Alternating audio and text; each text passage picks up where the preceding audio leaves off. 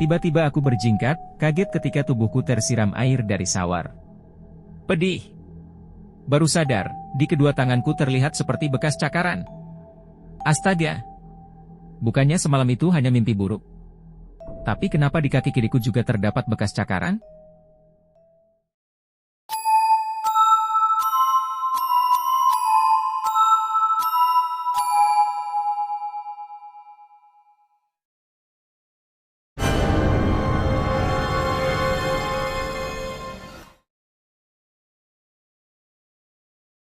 Assalamualaikum warahmatullahi wabarakatuh. Kembali lagi bersama saya di channel Danger Zone. Jadi di segmen Kismis Kisah Misteri kali ini saya akan menceritakan tentang hantu di kolong tempat tidur. Sebelum masuk ke ceritanya, alangkah baiknya kalian dukung channel kami dengan cara subscribe, like, comment, and share ke teman-teman kalian semua. Agar kami lebih semangat lagi untuk membuat video-video yang lebih menarik lagi. Oh iya, buat kalian yang punya cerita horor atau kisah pribadi bisa hubungi kami di TikTok Noel Squad atau di Facebook DNS. Oke, tanpa banyak bacot kita langsung gas ke alur ceritanya. Kismis Kisah Misteri. Dimulai.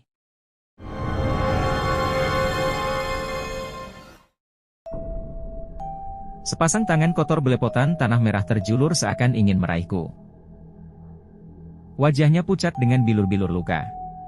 Pemilik tangan kotor itu menyeringai, hingga gigi-gigi tak beraturan itu terlihat jelas. Matanya menatapku tajam, terasa begitu menusuk dan mengancam.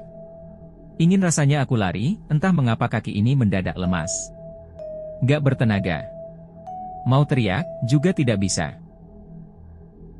Keringat dingin membanjiri, jantung berdetak makin kencang. Pandanganku pun mulai kabur. Andai ini waktunya aku dipanggil Sang Pencipta, aku pasrah. Tangan kotor itu berhasil menarik kaki kiriku, hingga tubuh mungil ini terjerembab mencium lantai. Tenaga yang tersisa berusaha kukumpulkan untuk melepaskan diri. Aku meronta sekuatnya, menendang apa saja yang ku bisa, tapi sia-sia. Sosok mengerikan itu sudah begitu amat sangat dekat, sampai-sampai aroma anyirnya tercium. Nafasnya yang memburu pun terdengar begitu jelas di telingaku. Jangan ganggu saya. Pergi. Tolong, teriakku dengan suara parau. Baru kusadari, kuku-kuku tangan makhluk mengerikan itu panjang dan tajam. Dia berhasil mencengkeram kedua tanganku. Kukunya menimbulkan baret yang dalam. Perih. Ku coba menggulingkan badan, hanya dalam sekali sentakan. Berhasil. Cengkeramannya lepas. Tapi aku tak bisa menghindar dari kaki meja di dekatku. Kepala ini pun terbentur kaki meja itu, lantas gelap. Bing! Nyaris aku melompat bangun, mendengar alarm BB yang kupasang berbunyi. Astaga! Pukul 6 pagi? Masih setengah mengantuk, aku bergegas ke kamar mandi. Gak bisa kubayangkan, andai terlambat lagi sampai ke kantor, Pak Aldo pasti sudah meracau lagi, seperti kemarin. Perih. Tiba-tiba aku berjingkat, kaget ketika tubuhku tersiram air dari shower. Pedih. Baru sadar, di kedua tanganku terlihat seperti bekas cakaran. Astaga. Bukannya semalam itu hanya mimpi buruk.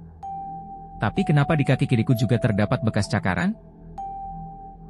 Malas mikir yang tidak-tidak. Mengingat waktuku tidak banyak, kejadian itu nyaris aku lupakan. Benar saja.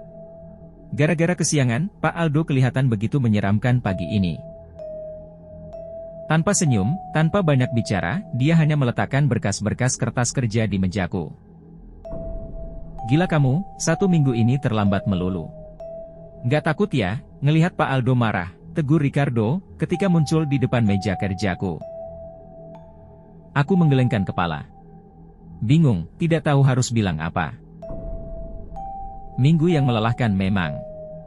Gara-gara pindah ke rumah baru yang mestinya aku syukuri. Karena itu hasil dari keringat kerjaku sendiri, aku malah sering terlambat kerja. Mimpi buruk, trauma dengan suara-suara aneh yang sering terdengar tiap malam, membuatku selalu terbangun dalam keadaan letih, amat sangat. Bahkan, gak jarang alarm BB dan jam waker pun gak kedengeran. Kamu sakit ya? Abis jatuh dari motor? Kok baret gitu tangannya? Udah diobatin belum? Cowok bermata elang itu kelihatan tersentak kaget ketika melihat bilur luka di kedua tanganku. Malu. Baru ku sadar, baretnya kelihatan jelas. Gak apa-apa, Du. Baret dikit, biasa, jawabku. Gimana biasa? Kamu suka aneh belakangan ini. Gampang ngantuk di kantor, suka nggak fokus, seperti orang yang abis begadang semalaman, tuturnya. Biasalah Du, aku suka nonton TV sampai malam. Sulit tidur, insomnia, aku coba ngeles. Obrolan kami pun terputus, karena Ricardo dipanggil kepala bagian keuangan. Lebih baik begitu daripada aku dicecar pertanyaannya lagi. Jujur aku akui, perhatian cowok itu luar biasa. Dia paling tahu, kapan aku butuhin. Buktinya, minggu belakangan ini nggak ada teman kantor yang menanyakan perubahanku, selain Ricardo. Detil malah. Terlalu. Belum selesai satu berkas, sudah dihujani berkas lain. Jelas saja hari ini aku pulang larut malam. Aku nggak kelamaan bengong, menyadari kesepianku tinggal di rumah sendiri. Mbak Ade yang membersihkan rumah dan mencuci pakaianku nggak menginap karena sudah punya suami dan anak. Secangkir susu coklat hangat sudah berpindah ke dalam perut. Tinggal tidur lelap. Kumatikan lampu utama kamar, lantas beringsut naik ke atas kasur. Tapi tiba-tiba indera penciumanku mencium sesuatu. Secangkir susu coklat hangat sudah berpindah ke dalam perut. Tinggal tidur lelap. Kumatikan lampu utama kamar, lantas beringsut naik ke atas kasur. Tapi tiba-tiba indera penciumanku mencium sesuatu yang tak sedap. Busuk. Benar-benar bau busuk yang sangat menyengat. Sampai-sampai perutku seperti diaduk-aduk. Mual. Duk. Suara itu? Astaga, suara itu lagi sayup-sayup terdengar, makin lama makin jelas dan terasa begitu dekat. Bersamaan dengan bau anyir, memabukkan. Nyaris aku tidak bisa bernafas, udara di sekeliling ini seperti mencekikku. Belum sempat menyadari dari mana sumber suara dan bau menyengat itu, tiba-tiba kakiku seperti ditarik seseorang. Saking kuatnya, tubuhku terjerembab, mencium lantai yang terbuat dari ubin kayu. Ampun! Pasti benjol. Kurasakan kepala ini begitu berat, sakit. Benturannya ke lantai begitu keras. Jangan-jangan berdarah, akal sehatku sudah tidak bisa buat berpikir lagi. Hanya ada satu, lari. Tapi mau gimana lagi? Kuhentakkan kedua kakiku, sia-sia. Cengkeraman makhluk tak jelas itu semakin kuat dan kuku-kukunya terasa menusuk dan meninggalkan luka.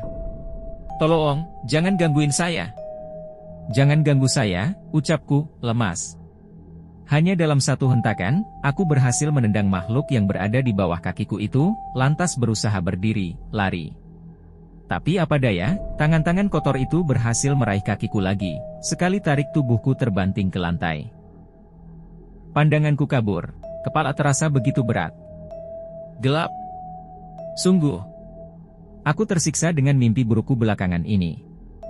Hampir 2 minggu sejak pindah rumah, aku selalu masuk kantor dengan wajah kusut. Kurang tidur. Padahal seingatku, semalaman aku beneran tidur. Bayangan buruk itu hanya mimpi. Tapi kalau mimpi, kok rasanya seperti nyata? Guratan luka di tangan dan kaki, misalnya. Kamu ajak saja saudara atau teman tinggal di rumah, menemanimu beberapa hari. Mungkin mereka bisa ngebantuin kamu, mencari penyebabnya. Mimpi atau beneran, kata Ricardo pagi itu. Sulit juga mengandalkan bantuan orang lain. Sejak lulus kuliah, aku memang terbiasa mandiri, nggak mau ngerepotin orang.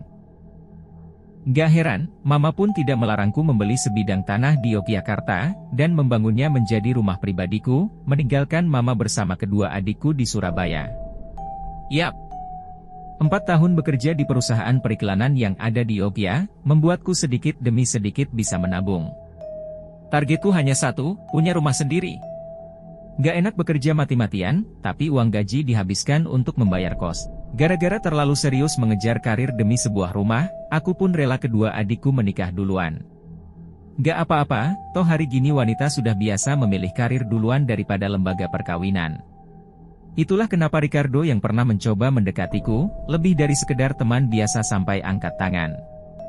Dia pun terpaksa mengikuti kemauan orang tuanya yang pengen segera menimang cucu dengan menikahi mantan sahabatnya di kampusnya dulu. Padahal kami sempat 2 tahun pacaran. Kuhargai banget kelakuan cowok itu tak berubah meski sudah menikah. Kami tetap baik, layaknya 2 sahabat karib. Saling mengingatkan dan menguatkan. Bingung Du. Suka mimpi buruk. Tapi kalau dibilang mimpi, kok rasanya nyata, jawabku. Aura rumah kamu kali, gak cocok sama kamu, tanya Ricardo. Astaga, cowok berdagu belah dengan mata kecoklatan itu masih saja percaya tahyul. Gak berubah.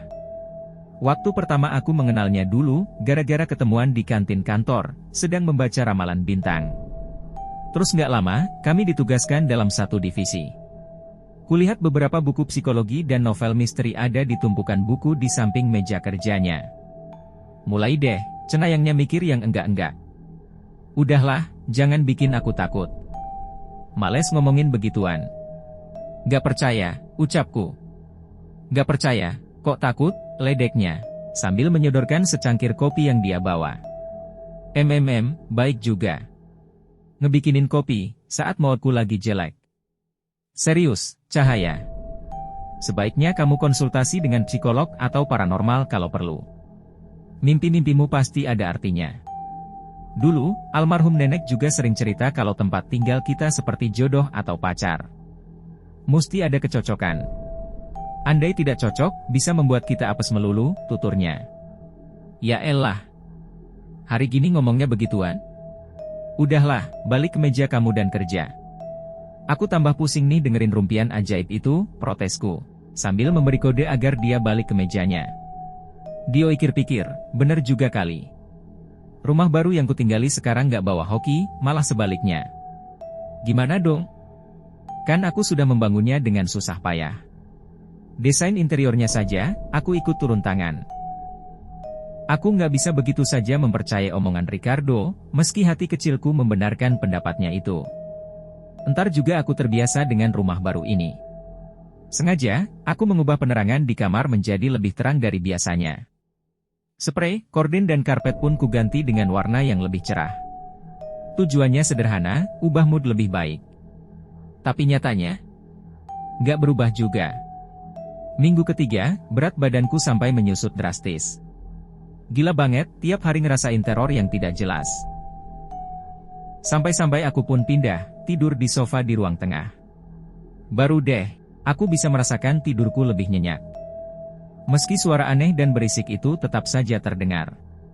Sumbernya ada di kamar. Sibuk ngantor bikin aku nyaris lupa dengan masalah di rumah. Toh, aku masih bisa mengantisipasinya dengan pindah tidur ke ruang tengah, lantas mengenakan earphone buat mendengarkan musik klasik sampai akhirnya benar-benar bisa tertidur. Fui. Capek juga keliling kompleks dengan bersepeda minggu pagi ini. Olahraga ringan, menyehatkan. Salah satu alasan aku memilih membeli tanah di kompleks ini, ya karena lingkungan sekitarnya masih asri. Banyak lahan kosong, jalanannya pun sepi. Cocok buat lari pagi atau bersepeda kalau lagi libur gini. Pagi mbak. Tinggal di sebelah ya, tegur seorang bapak tua. Kutebak usianya tidak beda jauh dengan mama. Kelihatannya dia tengah menemani calon penghuni baru rumah yang dibangun beda satu petak tanah denganku. Ya, Pak. Mau pindah ke sini, Pak? Tanyaku, sambil menunjuk sepasang suami istri yang berdiri tidak jauh darinya. Kelihatannya mereka tengah membicarakan tanah yang mau mereka beli itu. Bukan saya sih. Tapi adik saya bareng istrinya. Saya hanya mengantar, sekaligus melihat kondisi tanah di sini. Soalnya saya mesti memastikan, tanah di sini bagus, ucap bapak tua itu. Oh, bagus Pak. Sekelilingnya masih asri, kompleksnya juga aman, ucapku. Bukan itu maksud saya, bapak tua itu mengernyitkan dahi. Heran. Tatapannya nggak lepas dari rumahku, lantas balik lagi ke tanah kosong yang ada di sebelah rumah. Sebaiknya, sebelum kita membangun rumah, pastikan tanahnya bersih. Gak ada roh yang terikat, penasaran di sana, jelasnya lagi. DG. Jantungku berdebar kencang. Bapak ini kupikir bercanda, tapi tatapannya serius. Dia nggak senyum sama sekali. Ah, Bapak nakut-nakutin saja. Roh apa, Pak? Hantu gitu, tanyaku penasaran. Iya, biasanya tanah kosong itu mesti kita cek dulu asal-usulnya. Kadang pernah digunakan sebagai tempat pemakaman, bekas urukan danau atau tempat terjadinya kecelakaan, pembunuhan dan sebagainya, jawabnya. Wih, tiba-tiba saja bulu kuduku meremang. Aneh-aneh saja nih Bapak, tapi tetap saja dia nyerocos. Adik saya sudah mau beli tanah di samping rumah Mbak, tapi saya minta dibatalkan. Mesti beda beberapa rumah dari sana. Karena tempat ini kan dulu pernah dijadikan tempat pemakaman penduduk kampung, sebelum akhirnya dibeli kontraktor perumahan di sini. Kuburan yang ada memang sudah dibongkar, dipindahkan ke tempat lain yang layak. Masalahnya, masih ada yang tertinggal rupanya. Dia bisa mengganggu penghuni rumah, karena kediamannya diusik, tutur bapak tua itu. DOG, andai ada cermin, kupastikan bisa melihat wajahku yang berubah pucat seketika. Ingin aku tak percaya dengan komentar ngelanturnya itu. Kenyataannya, setelah kucek kembali ke beberapa penduduk kampung seberang, baru kutahu kompleks perumahan ini memang awalnya pernah digunakan sebagai kuburan. Sebaiknya kamu bongkar lagi kamar, tempat sumber suara itu mengganggu, saran Ricardo, ketika akhirnya kuceritakan juga semua mimpi buruk dan komentar bapak tua yang aku temui. Takut? Gak boleh. Aku mesti menghadapi apapun masalah utamanya. Lagi pula, aku juga gak mau melepaskan rumah yang sudah kubangun dengan hasil keringatku selama ini. Tukang bangunan pun kupanggil, buat ngebongkar kamar. Sebelumnya aku juga minta bantuan dari guru spiritual Ricardo. Ya Tuhan. Benar juga. Ternyata, tepat di bawah tempat tidurku masih ditemukan beberapa tulang belulang dan rambut. Sepertinya kuburan yang ketinggalan dipindahkan. Entah bekas makam siapa atau kerangka siapa itu, tetapi aku meminta bantuan orang untuk memindahkan dan menguburkannya dengan layak. Percaya atau tidak, sejak rumahku direnovasi kembali dan tulang belulang itu dipindahkan, tidurku tidak pernah diganggu apa-apa lagi. Oke, mungkin segitu saja cerita yang bisa kami sampaikan. Mudah-mudahan dapat menghibur kalian semua. Dan jangan lupa ikuti kami terus ya. Wassalamualaikum warahmatullahi wabarakatuh.